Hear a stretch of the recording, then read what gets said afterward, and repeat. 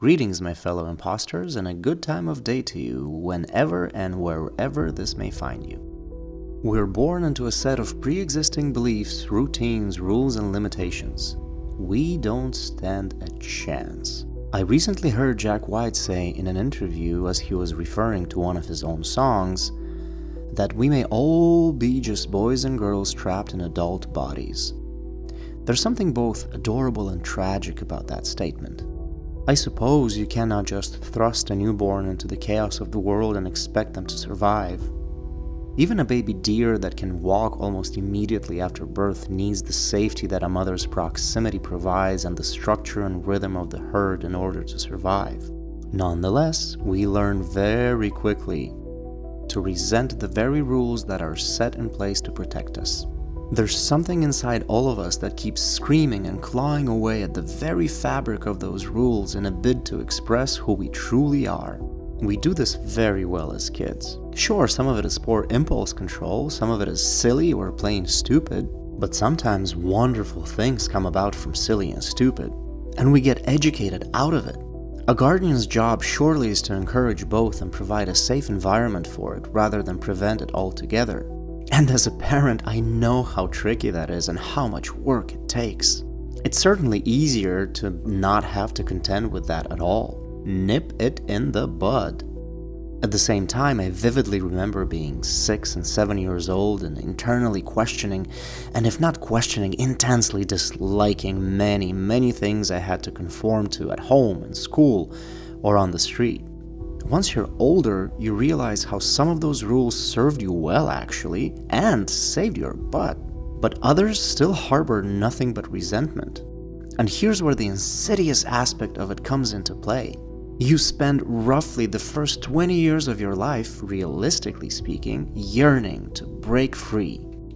And you're constantly told, well, when you're all grown up, you can make your own decisions and choices. Carve your own path. You can do whatever you want and be whoever you want to be.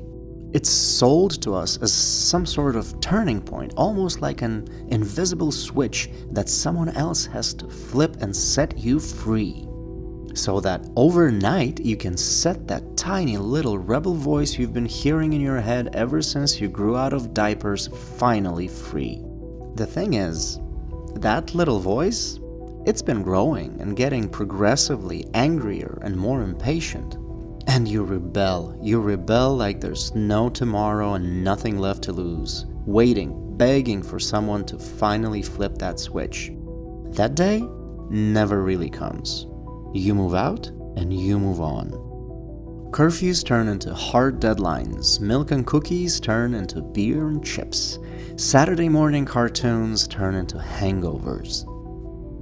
Your carefully planned and long-awaited escape feels like a life sentence. Wait a second, somebody flipped the wrong switch. We can't wait to grow up and finally be gifted our freedom only to willingly and blindly dive into a life of burden and slavery. The switch is a lie, and it flips for no one. True freedom remains an elusive and illusory concept, the outlines of which become blurrier and blurrier with time.